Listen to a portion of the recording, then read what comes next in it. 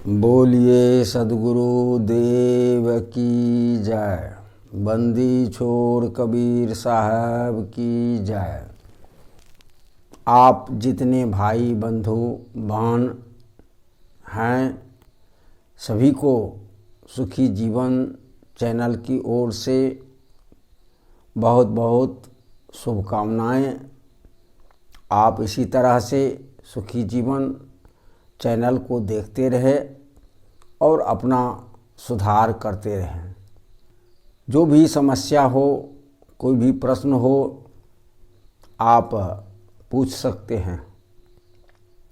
एक भाई का प्रश्न है कि मैं धन कमाता हूँ लेकिन धन हमारे पास टिकता नहीं है, पैसा टिकता नहीं, इधर से आता है उधर चला जाता है, मैं परेशान हूँ। क्या ऐसी घटनाएं आपके साथ भी घटती है कि आप कमाते हैं और आपके पास पैसा नहीं बचता? तो आप इस वीडियो को अंत तक अवश्य देखें। अच्छा लगे तो लाइक करें, सब्सक्राइब करें और आगे शेयर करें, जो और लोग को भी इस सुखी जीवन चैनल से लाभ हो सके। बहुत लोग सुन तो लेते हैं वीडियो को, सब्सक्राइब नहीं करते, लाइक नहीं करते। अरे उसमें आपका क्या जाता है? लाइक कर देंगे तो कुछ हमको मिलेगा नहीं, लेकिन एक उस वीडियो का जो प्रचार होगा, जन जन तक लोग जाएगा, लोग देखेगा कि इसमें लाइक अधिक है। शेयर कर देंगे तो दूसरे को भी लाभ होगा, क्योंकि जो लाभ आप लिए हैं वही लाभ उसको भी मिलेगा। आपका क्या जाएगा? कुछ नहीं तो जाएगा। जो सब्सक्राइब किए हैं उसको पुनः सब्सक्राइब करने की आवश्यकता नहीं है। कुछ भाई को मैं देखता हूँ कि बार बार वह सब्सक्राइब करते हैं, तो उसका सब्सक्राइब कभी फिर कट जाता है, फिर कभी जुट जाता है। तो सब्सक्राइब आप कर दिए हैं एक बार तो दोबारा सब्सक्राइब करने की आवश्यकता नहीं होती। हाँ, लाइक अवश्य आप करें, शेयर अवश्य करें। अच्छा लगता है वीडियो, आप लाइक करें, शेयर करें। भाई का प्रश्न था कि पैसा आता है चला जाता है, इधर से आता है उधर चला जाता है, टिकता ही नहीं। बहुत कमाता हूँ लेकिन टिकता नहीं है, क्या कारण है? आपको सावधान होना पड़ेगा। इसका 3 फैक्टर है। ये 3 बातों पर ध्यान देना परम जरूरी है। अर्थ की आमदनी, पैसे की आमदनी, धन का जो स्रोत है वह कितना आता है, और आपकी आवश्यकताएं, आपको आवश्यकताएं कितनी है, और फिर खर्च करने की तरीका, आप किस तरह से उसको खर्च करते हैं। 3 बातें यह मुख्य है। धन जो आपके पास आता है, तो धन आता है जो आप कमाते हैं, तो वह कितना कमाते हैं। तो आज हम देखते हैं कि धन के आय से अधिक उनकी आवश्यकताएं खड़ी रहती है। तो जो आपकी आवश्यकताएं अधिक है और धन की आय, पैसे की आमदनी कम है, तो ऐसी स्थिति में व्यक्ति तो खर्च तो करता है, और खर्च करने से क्या होता है? उसके पास पैसा बचता नहीं है। तो वह कहता है कि पैसा तो आता है लेकिन पैसा बचता नहीं है। तो मैं भाई आपसे यह कहना चाहूँगा कि सबसे पहले जो आमदनी है, कि आमदनी के हिसाब से ही आप खर्च करें। जितना पैसा आता है उसमें से 75% आप खर्च करें और 25% रुपए को आप जमा रखें, तभी आपका धन संग्रह होगा। लोग करता क्या है, पैसा आने वाला है 5,000, अब वह योजना बना के रखता है 10,000 का। तो कैसे भाई, 5,000 तो आपके पास पैसा आएगा और 10,000 की खर्च की आपने योजना बना ली। तो जब 10,000 रुपये के खर्च की योजना बना ले तो आपके पास पैसा आएगा कहाँ? पैसा तो और कर्ज हो जाएगा ना। योजना बनाने में कुछ लगता नहीं, मन को बढ़ाने में कुछ लगता नहीं। कहा है बढ़वत बढ़ी घटावत छोटी, परखत खर परखावत खोटी। मन के बहकावे से बचना। मन बहकता है, मन दौड़ता है, मन के अनुसार आप चलना चाहते हैं तो पैसा कैसे बचेगा? मन पर नियंत्रण, मन पर नियंत्रण करें, अपने आप को संयम में रखें, आमदनी से कम खर्च करेंगे, पैसा बचेगा और वही पैसा आपको काफी हो जाएगा। पैसा अधिक कमाता है 500 रुपये बचा लेता है तो साल के 365 दिन हुआ। अब 365 गुना 500 कर दीजिए, कितना पैसा हो जाता है। लेकिन आप यदि 500 रुपये रोज कर्जा करो तब तो मैंने क्या कहा, आवश्यकता आपके अनंत है, लेकिन उन आवश्यकताओं में जो महत्वपूर्ण आवश्यकता हैं उस आवश्यकताओं को अवश्य पूरा करें और उसमें धन अवश्य खर्चा करें। और जो फिजूल आवश्यकताएं हैं, मन की बहकावे की आवश्यकताएं हैं, मन को संतोष करने की आवश्यकताएं हैं, उन आवश्यकताओं को छोड़ दें। हाँ, पैसा होगा तो फिर करना, मैं यह नहीं कहता हूँ कि उसकी आप सब दिन के लिए छोड़ दीजिए।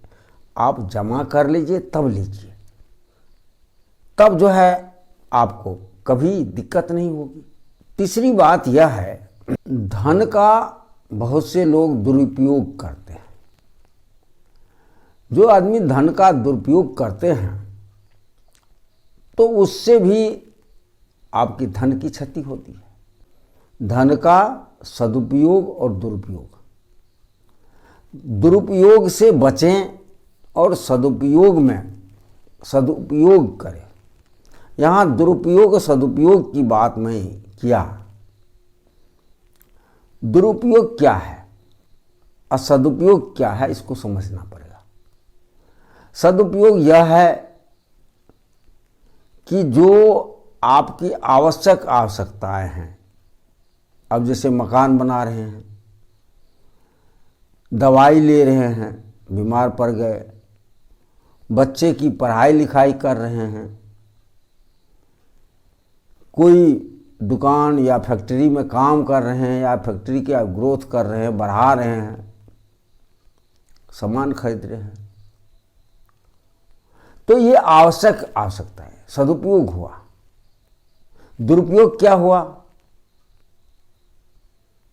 धन, बहुत से आदमी जुआ खेल रहा है। अब जुआ खेलता है, अधिक पैसा हो गया जुआ खेला, या बहुत से कम नहीं भी पैसा रहता, आदत में पड़ करके जुआ खेल, और वो धन हार जाता है। कोई तो हारेगा। 10 आदमी जुआ खेल रहे हो तो एक आदमी को प्रॉफिट होगा, 9 आदमी को तो हानि पहुंचेगा, हारेगा। और वह इन्वेस्ट होता है, वो फिर गलत ढंग से आपने धन कमाया तो शराब में, दारू में, मांस में, मदिरा में वो पैसा चला जाएगा। तो मूल पूंजी में से आपका पैसा चला गया। किसी का भी जाए, चला तो गया, क्योंकि गलत ढंग से आया और गलत ढंग में चला गया। तो ये दुरुपयोग, धन का दुरुपयोग। धन का सदुपयोग क्या हुआ? आप बच्चे को पढ़ा रहे हैं, घर बना रहे हैं, मकान बना रहे हैं, फैक्ट्री लगा रहे हैं, दुकान कर रहे हैं, अर्थात जिससे अर्थार्जन होगा, जो ग्रोथ है, जो विकास है, विकास के क्षेत्र में आप जब काम कर रहे हैं तो धन का सदुपयोग होगा। और जहाँ ह्रास हो रहा है उस क्षेत्र में जब आप धन का उपयोग कर रहे हैं तो वह दुरुपयोग होगा। तो धन के दुरुपयोग से बचें और सदुपयोग में खर्च करें। अब एक बात और आती है यहाँ, बहुत से भाई को लगता है, क्योंकि कुछ भाई कभी कभी हमको प्रश्न किया, हमसे पूछा कि पैसा बचता नहीं है, हम कि क्या सब करते हो, दुरुपयोग करते हो क्या धन का? कहा नहीं, दुरुपयोग तो नहीं करते। तो क्या करते हो, कितना कमाते हो? कहा इतना कमाता हूँ और मैं अपने बच्चे को अमुक स्कूल में, अच्छे स्कूल के नाम लिया, जो मैं पढ़ाता हूँ, और महीने में हम 15-20 हज़ार देना पड़ता है उसको, बच्चे को। ये पैसा नहीं बचने का यहाँ सवाल कहाँ है? तुम तो निर्माण कार्य कर रहे हो, अपने बच्चे के भविष्य का निर्माण। इससे और पवित्र काम क्या होगा, इससे और अच्छा काम क्या होगा? तो जो आपने संतति को पैदा किया और उसको आप पढ़ा लिखा करके योग्य बना रहे हो, अच्छे स्कूल में पढ़ा रहे हो, तो धन का उसमें खर्च हो रहा है। खर्च हो रहा तो सदुपयोग हो ही रहा है। तुम और आवश्यकता की पूर्ति करते हो और साल में 25,000 मान लो बच्चे को देते भी हो, तो सदुपयोग हो ही रहा है। नहीं बचने का सवाल कहाँ बचता, और उसमें तुम्हारा काम चल रहा है। हाँ, तुम्हारी आर्थिक स्रोत, अब इसमें क्या करोगे तुम? आर्थिक स्रोत को बढ़ाओ। जितनी आर्थिक स्रोत है, जो आपकी आमदनी है, उस आमदनी के अनुसार आप खर्च कर रहे हो, बचता नहीं है, तो आर्थिक स्रोत को बढ़ाओ, ये बात आती है। तो ठीक है, और ऐसे में आप असंतोष ना हो, सुख का आनंद लो, क्योंकि बच्चे का निर्माण कर रहे हैं, मकान। अब वो एक आदमी कहा कि बाबा पैसा तो है नहीं, हाथ खाली हो गया। कहा कि अब क्या करेंगे, कैसे खाली हो गया? तो ये मकान बनाए और बेटी का ब्याह किए, इसमें 10 लाख इसमें लग गया, 6-7 लाख इसमें लग गया, 10-15 लाख रुपए आपने खर्चा किया। तो पैसा था तभी तो खर्चा किया और अच्छा काम किया। बेटी की शादी हो गई और मकान बन गया, तो फिर असंतोष क्यों? इसी काम के लिए तो आपने धन जमा किया था। धन को कोई मरता है तो कपार पर थोड़ा ले जाता है। तो कुछ लोग जो है ऐसे में असंतोष पैदा करता है, दुखी होता है। अरे इसमें दुखी होने की जरूरत नहीं, इसमें आप प्रसन्नता व्यक्त करो कि हम प्रसन्न रहो कि हमने ये काम किया, इतना हम धन ने कमाया और बेटी की शादी कर ली, मकान बना लिया। अब जो आगे फिर धन संचय होगा उससे और काम करेंगे। तो सोच को भी थोड़ा सा बदलने की आवश्यकता होती है, संतोष की आवश्यकता होती है, क्योंकि संतोषम परम सुखम। संतोष नहीं है तो सुख है ही नहीं। आपको प्राप्तव्य है, प्राप्त कर रहे हो, उसमें संतोष करो और संतोष करके उस धन को सही दिशा में खर्च करो। संतोष परम सुख है, बिना संतोष के सुख नहीं। कितनों आएगा, यदि संतोष नहीं है तो सुख नहीं है। आप 500 रुपये रोज कमाते हो, अब कोई 5 लाख रुपए रोज कमाता है, 10 लाख रुपए रोज कमाता है, फिर भी संतोष नहीं है तो 10 लाख कमाओ कि 10 करोड़ रोज कमाओ, दुख होगा। संतोष तो करना ही होगा। और 500 रुपये आप कमाते हो, संतोष है, तुम्हें सुख है, उसमें संतोष करके उसको सही दिशा में खर्च करें। रविदास जी की बात याद करनी चाहिए। रविदास जी ने कहा, गजधन बाजधन और रतन धन खान, जब आवे संतोष धन सब धन धूलि समान। जितने हीरा मोती जवाहरात घोड़ा गाड़ी आदि धन है और जितने रत्न है, गज धन, बाज धन और रतन धन खान, ये सब जितने भी है, जब आवे संतोष, यह धन आया संतोष नहीं है तो आप त्राय और की चाहना लगी रहेगी, आप 99 के चक्कर में पड़े रहोगे। लेकिन जब आवे संतोष धन, सब धन धूलि समान, ये धन की कोई महत्व नहीं रहेगा। ये धन, आपको धन की आवश्यकता है, धन के बिना आपका कोई काम नहीं चलेगा, इसलिए धन चाहिए। तो धन को बाह्य जो आवश्यकताएं हैं, उन आवश्यकताओं को पूर्ति के लिए धन चाहिए और उसको करो। धन कमा रहा है, सुखी हो रहा है, लेकिन उसमें संतोष नहीं है, इसलिए आप दुखी है। इसलिए संतोष पैदा करो। संतोष पैदा करके रुक मत जाना। मेरा कहना मतलब ये संतोष हो गया था, अब इसका मतलब यह नहीं कि चुपचाप बैठ गए। संतोष जितना आया उसी में संतोष करना है और श्रम करना है, परिश्रम में कमी नहीं। परिश्रम करेंगे, कुसंग से बचेंगे, आपका धन जमा होगा। जितना आमदनी है उसके 1/4 धन आप खजाना में रखें। जैसे कुछ लोग कहते हैं कि जे हम इस तरह से करते हैं बाबा तब भी हमारा धन नहीं बचता है। तो देखिए भाई, ऐसा है, कुछ प्रारब्ध का भी दोष होता है व्यक्ति में, क्योंकि यह शरीर जन्म जन्मांतर से आया है और जन्म जन्मांतर से आकर के आपका मनुष्य का शरीर मिला है। तो कई जन्मों का जो कर्म का फल है, लेन देन है, वह संस्कार भी तो आपके पास आया है। तो उसके कारण भी आपका धन नहीं टिकता है। तो उस कारण के निवारण के लिए क्या करेंगे? पीछे से है, पूर्व जन्म से है, इस जन्म से नहीं है, अगले जन्म से है।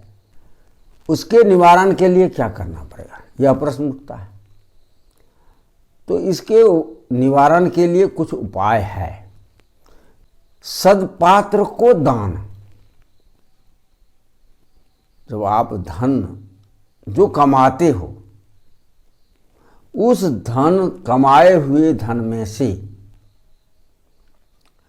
ऐसे सदपात्र आपको मिले जो सात्विक प्रवृत्ति की हो, जो बिल्कुल सात्विक प्रवृत्ति को हो, वह उस धन का सदुपयोग में खर्च करे, वहां अपना कुछ धन को दान कर दो। जब वहां दान करोगे तो उस सदपात्र क्या करेगा, उस धन को अच्छे कामों में लगाएगा, अच्छा खर्च, अच्छे परोपकार में, कल्याण में लगाएगा। तो जो कल्याण में लगाएगा वो सदपात्र को जो आप दान देंगे, तो उससे वह आपका वह दोष कटेगा। एक दूसरी बात, एक तो वह हुआ। दूसरी बात यह कि कम से कम साल में 5 संत,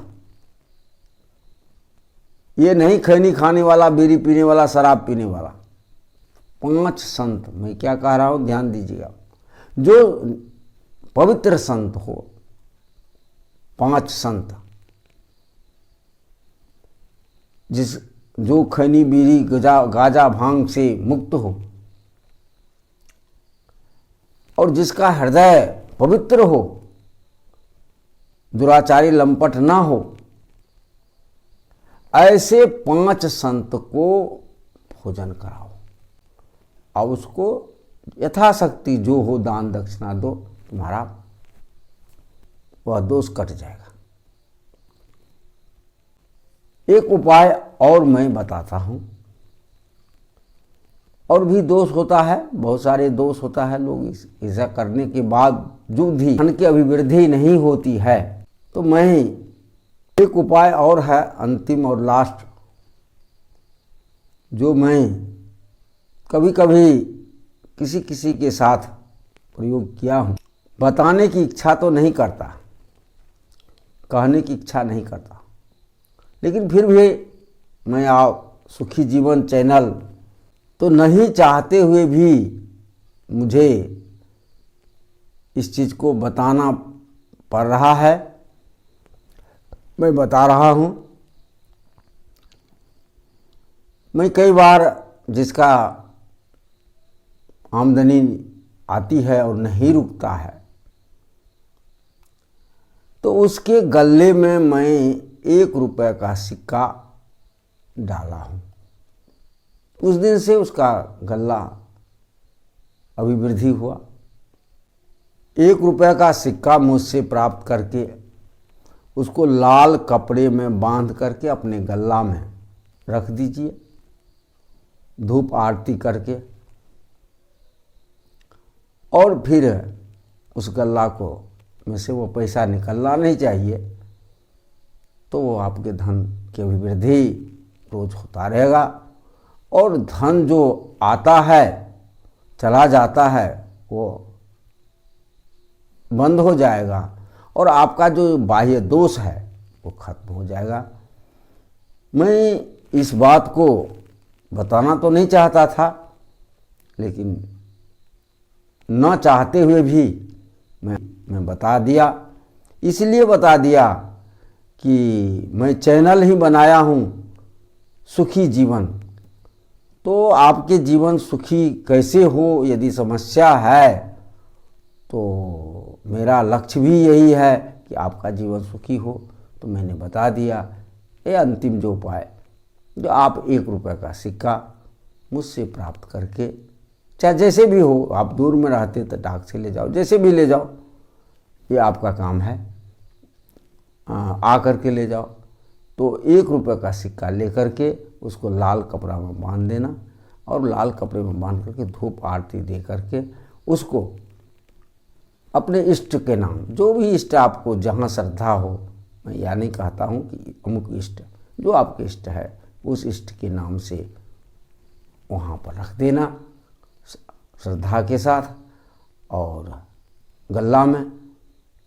फिर उस पैसे को निकालना नहीं, उसी में वो गल्ला में वो पैसा खर्च नहीं होना चाहिए, उसमें रहेगा, तो धन की अभिवृद्धि निश्चित होगी।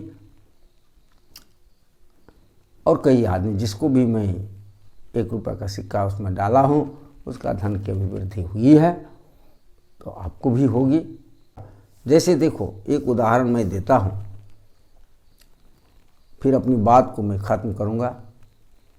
2 पात्र लो, डब्बा या बाल्टी, एक बाल्टी में पानी भर दो और एक बाल्टी में बालू भर दो। तेल या घी कोई भी पदार्थ लो, बालू वाला बाल्टी में घी डाल दो या तेल डाल दो, जो भी है तेल डाल दो, वो बालू में भीतर के भीतर चला जाएगा।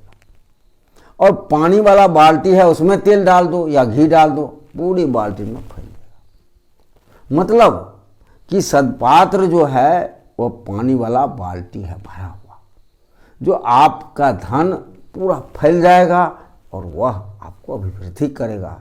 और बालू वाला बाल्टी है जो कुपात्र है, वहाँ आप देते हो गलत आदमी को, जो